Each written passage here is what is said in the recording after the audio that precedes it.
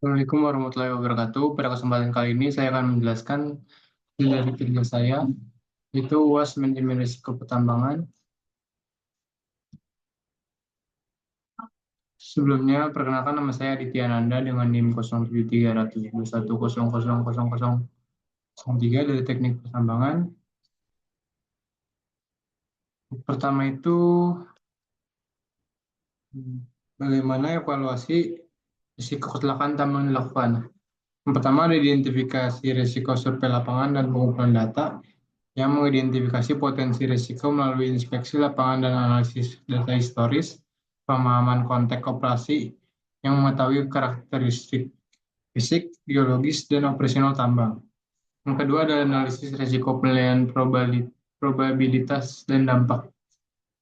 Itu menilai seberapa sering risiko dapat terjadi dan seberapa besar dampaknya. Yang ketiga itu ada evaluasi risiko prioritas risiko. Itu mengklasifikasikan risiko berdasarkan tingkat kritikalitasnya.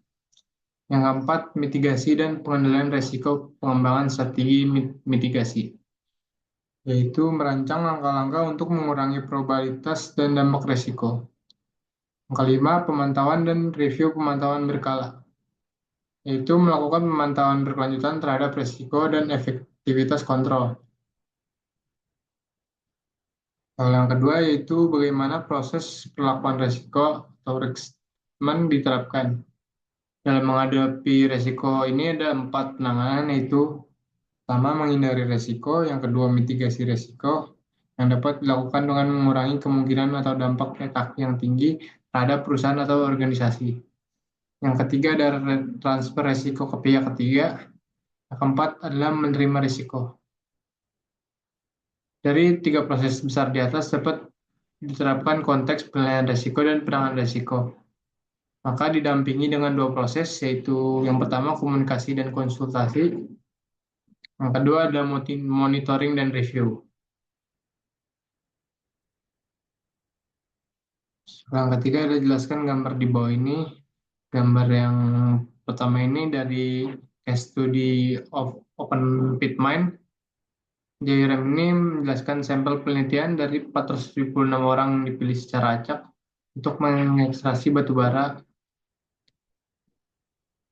Dan informasi ini yang diteliti dan terkait 5 variabel, yaitu jenis kelamin, usia, status pekerjaan, pendidikan, tingkat hierarki, tambang, dan pekerja bergiliran. Untuk menentukan faktor utama yang mempengaruhi perilaku risiko, analisis faktor eksplorasi ini diterapkan bersama dengan metode ekstraksi, yaitu analisis komponen utama.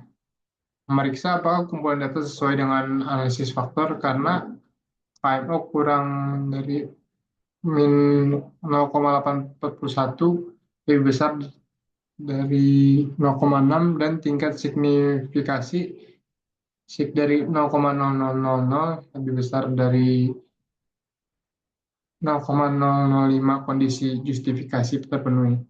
Berdasarkan kriteria nilai Eigen, kriteria Cattell, dan aturan untuk mempertahankan nilai Eigen yang mencakup setidaknya 5% varian yang diputuskan untuk mempertahankan 4 faktor untuk penelitian lebih lanjut.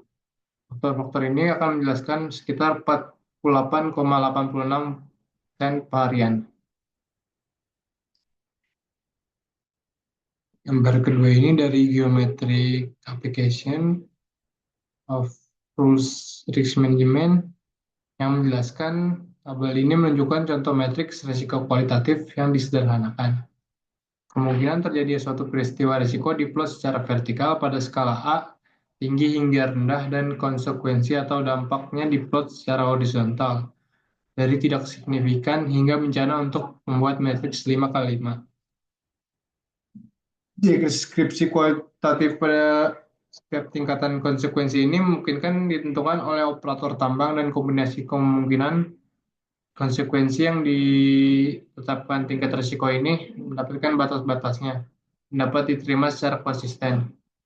Peningkatan risiko ini dapat diimplementasikan, toleransi risiko bisa dilambangkan dengan warna.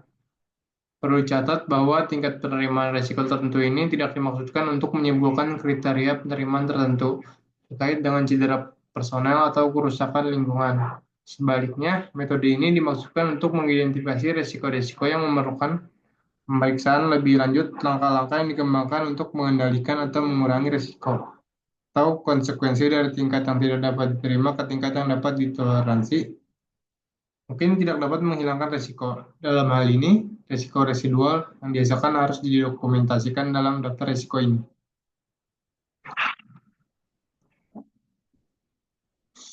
Yang keempat, itu jelaskan pemahaman tentang yang pertama itu ada perekaman dan pelaporan manajemen risiko. Menurut saya, catatan dan pelaporan manajemen risiko ini bertujuan untuk yang pertama, mengkomunikasikan aktivitas manajemen risiko serta keluaran yang dihasilkan. Yang kedua, menyediakan informasi untuk mengambil keputusan. Yang ketiga, meningkatkan kualitas proses manajemen risiko. Yang keempat, mendukung interaksi dengan pemangku kepentingan sebagai bentuk akuntabilitas penerapan manajemen risiko di lingkungan perusahaan. Pencatatan dan pelaporan manajemen risiko di lingkungan Direktoral Jenderal ini terdiri dari dokumentasi dan pelaporan periodik. Yang kedua itu dokumentasi dan pelaporan risiko insidental. Selanjutnya ada yang kedua komunikasi dan konsultasi dari manajemen risiko. Komunikasi dan konsultasi ini bertujuan untuk menyediakan dari berbagai informasi dengan para pemangku kepentingan internal dan eksternal mengenai risiko dalam penyelenggaraan tugas dan fungsi. Perusahaan sebagai dasar pengambilan keputusan mengkomunikasikan dan mengkonsultasikan, memfasilitasi dan mempertimbangkan beragam pengetahuan, keahlian, dan pandangan dalam pengambilan keputusan di setiap tahapan proses manajemen risiko. Aktivitas ini juga dapat meningkatkan kesadaran dan pemahaman pemangku kepentingan mengenai risiko. Bentuk komunikasi dan konsultasi risiko antara lain adalah rapat berkala, rapat insidental, diskusi kelompok terarah, sosialisasi, workshop, yang terakhir itu adalah konsultasi. Yang terakhir yaitu pemantauan dan peninjauan dari manajemen risiko. Pemantauan dan peninjauan adalah tahapan untuk memastikan bahwa manajemen risiko dilaksanakan secara efektif sesuai dengan rencana yang telah ditetapkan dan memberikan umpan balik bagi penyempurnaan sistem manajemen risiko tersebut. Pemantauan dan peninjauan dilakukan terhadap seluruh tahapan dalam proses manajemen risiko dengan tujuan memperoleh hal-hal sebagai berikut. Yang pertama adalah mempelajari dan menganalisis peristiwa dan perubahan yang terjadi di lingkungan. Yang kedua, mendeteksi perubahan dalam lingkup internal maupun eksternal organisasi, termasuk perubahan risiko yang menyebabkan perubahan profil dan prioritas risiko. Yang ketiga itu adalah mengidentifikasi risiko-risiko baru bagi unit kerja. Dan yang keempat, memastikan bahwa rencana perlakuan risiko dapat dilaksanakan secara efisien dan efektif. Pemantauan manajemen risiko ini bertujuan untuk memonitor yang pertama faktor-faktor yang mempengaruhi lingkungan dan risiko organisasi. Yang kedua adalah implementasi rencana perlakuan risiko. Baik, sekian hasil dari kerja saya. Mohon maaf bila ada kurangnya.